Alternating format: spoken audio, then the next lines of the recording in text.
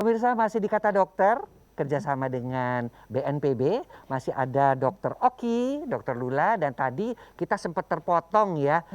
Dokter Lula mau ngasih pesan ibu, karena dia memang ibu. Seperti apa sih pesan ibunya?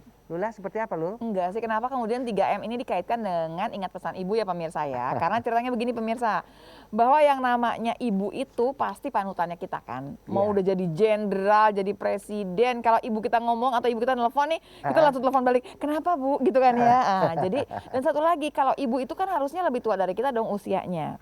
Berarti kalaupun yang masih muda-muda, mungkin mereka kuat, keluar kemana-mana, nggak protokol kesehatan, ke bawah virus, buat mereka barangkali virusnya jadi ringan-ringan saja. Tapi ingat, begitu kemudian kena sama ibu kita yang usianya lebih tua, bisa jadi fatal. Itu satu ya.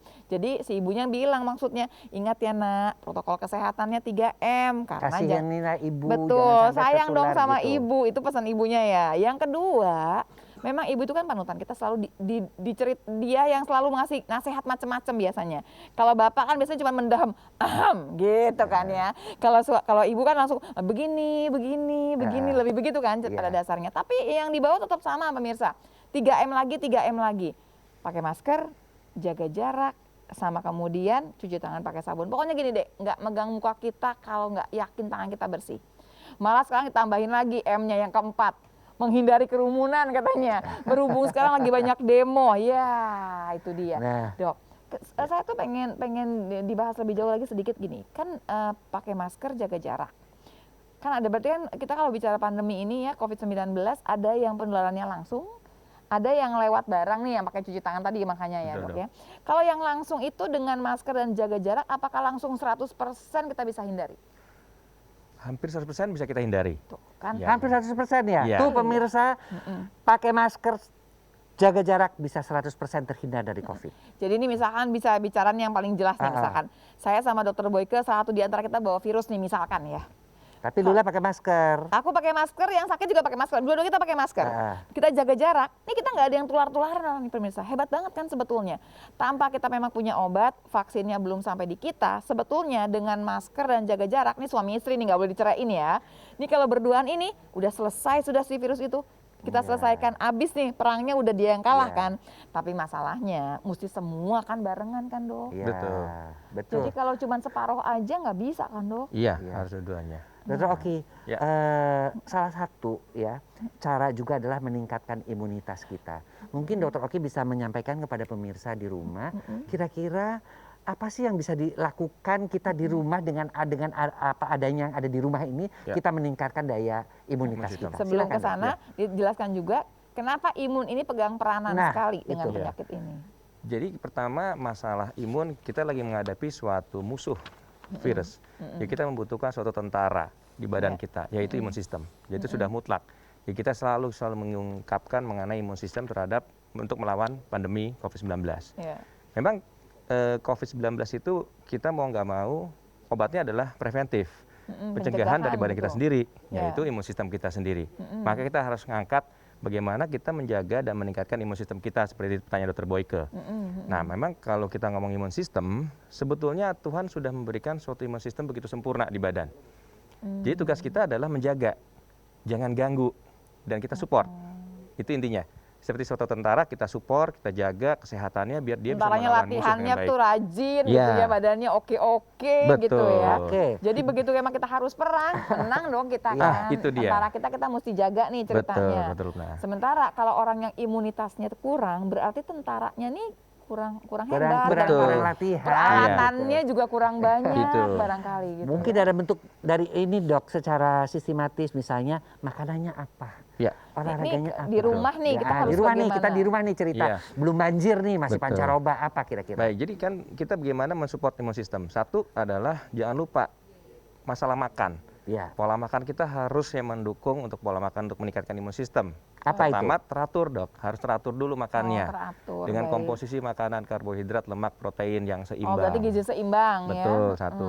Kedua, jangan lupa pemirsa adalah tidur yang cukup, itu wajib. Jangan lupa nih pemirsa. Kadang-kadang nggak bisa banyak klien work from home, dia memang di rumah tapi dia kerja sampai malam karena nggak ada batasan kerjanya. Aduh, itu pas itu banget. Tolong, ya. Kemarin tuh disebut-sebut terus, orang suka lupa karena berhubung memang dia di rumah, itu jam Tidak ada kerjanya batasan jadi kerja. nggak jelas kan Betul. sebetulnya. Ini kendala sekali. Jadi tidur jolong, pemirsa jangan lupa tidur Iya. diperhatikan, harus Istirahat dalam tidur. istirahat ya. Karena udah ngerasa di rumah kali ya Lul Iya. ya. Jadi tidur tuh dianggapnya ya Enggak, udah di rumah. kadang-kadang kerjanya aja di tempat tidur dok, gitu Iya. kan. Padahal nggak boleh Iya kayak kerjanya gitu. emang di tempat Iya. tidur pakai komputer, dikasih naikin alat tidurnya di situ. Tapi kadang-kadang ketiduran, wah nyala lagi Iya. ya Nah, kan. itu. Yang lanjutnya adalah olahraga. Nggak ada alasan bahwa di zaman pandemi ini kita nggak bisa olahraga karena takut keluar. Kita Iya, bisa iya. olahraga di rumah kok. Lakukanlah plank, lakukanlah lari kecil, yoga, itu bisa kerjakan Ada di sepeda rumah. Ini kayaknya dokter, Sepeda dokter Oki statis. kayaknya jagoan. Plank nih Oh, modelnya enggak. nih langsung plank dia ya. Jadi Atau di rumah tetap juga. harus olahraga. Ya dokternya Harus jangan lupa untuk olahraga, olahraga ya. minimal 15 menit sehari, jenisnya jenis kardio. Iya. Ya, kemudian jangan lupa yang kemudian adalah jangan lupa meningkatkan religius kita dan juga keimanan kita ya. menghadapi stres kita dengan baik. Itu nomor paling penting juga. Karena stres itu bener loh. Aku Nah. juga kalau orang-orang yang terlalu stres itu katanya imunnya juga lebih rendah ya Betul, dibanding orang yang dokter. lebih santai itu loh. Iya. Jadi nggak usah terlalu takut Ketakutan. banget Iya, gitu loh. betul. Kita berusaha mengikuti protokol ya pemerintah, tapi ya hasilnya kita serahkan pada Tuhan untuk menjaga kita gitu Iya. kan. Betul maksudnya. sekali dokter. Tapi kalau kita juga main asal aja ya udah terserah Tuhan aja, kita namanya nggak ikhtiar dong. Iya. Kita kan mesti ikhtiar juga Betul, ya. dokter. Nah balik lagi ya dok ya, bicara mengenai tidur nih pemirsa sering banget nih kelewatan. Karena keseringan orang kalau ngomong kesehatan yang di kepala adalah pola makan yang benar sama olahraga. Saya udah olahraga, saya udah makan yang benar. Lupa dia waktu Betul. tidur itu, apalagi kalau masih muda nih dok. Betul, Kalau dokter. masih muda tuh ngerasanya kurang-kurang tidur aja masih oke-oke aja. Iya. Tetap mau muda, mau tua, mau masih produktif, tetap ini tidur nomor satu gitu. Karena tidur itu ibaratnya sebuah handphone kita harus charge. Bayangkan kalau badan kita pakai, tapi kita nggak charge, gimana pemirsa? Rasanya pasti Iya. cepat sekali Ada lowbatnya lah, udah pasti lowbatnya. itu. Dan cepat panas lah atau apa, sehingga kita menggunakan wifi juga nggak bisa lama-lama. Nah, Sama badan kita juga betul. begitu. Saya setuju banget. Gitu. Tapi pemirsa tolong ya, sekali lagi tadi diingatkan tidur yang cukup. Tidur berkaitan dengan imunitas kita. Oke. Tuh. Dok, saya Betul. mau tanya, dok ini titipan dari teman-teman bertanya. Sebetulnya kita bisa ngerti nggak sih daya tahan tubuh kita lagi bagus apalagi nggak bagus tuh dok? Prinsipnya kita memang kalau secara subjektif penglihatan kita memang biasanya imun sistem kita bisa dilihat dari performansi kita. Kita bisa aktivitas harian seperti tidak ada keluhan, itu sebetulnya dianggap sebagai imun sistem kita bagus. Iya. Kalau kita sudah mengalami gejala mulai lemas, fatigue dan sebagainya, itu artinya memang sudah petanda bahwa imun sistem kita sudah mulai agak terganggu, dok. Oh baiknya. Karena tanda kita lemas dan sebagainya kan artinya tanda meteorologisme Semua kita mulai gejala naik. yang ke arah, maksudnya keluhan yang kita rasakan berarti ada cerita lain nih di sini. Betul, dok. Nah, Jadi kita harus merasa fit. Kalau misalkan di saat itu kita nggak merasa fit, kita evaluasi. Misalkan, kenapa kok saya ngantuk kok ya, kok saya lemes ya. Itu sudah tanda bahwa badan imun sistem kita sudah mulai turun. Kita, oh ternyata saya tidurnya kemarin cuma 3 jam. Oh ternyata Baik. saya Oke, Nah, pemirsa. itu Satu sudah lagi tanda. nih yang barangkali penting adalah Apa? cerita mengenai komorbid, adalah penyakit penyerta yang disebut-sebut terus sekarang jadi ngetop nih. Semua orang udah tahu komorbidnya apa udah gitu kan sekarang, padahal Bukan hanya dokter bukan aja cuma ya. dokter, tapi tuh Nanti penyakit kita akan penyerta tuh- bahas dulu betul. lah Apa mengenai sih sebetulnya? komorbid. Iya. Terus Dan si komorbid ini bikin apa ke imun kita, tentara kita yang tadi itu jadi Iya. gimana sih kalau pakai komorbid? Nanti ya pemirsa ya. Jangan kemana-mana dong. Tetap di kata siapa? Kata dokter pastinya.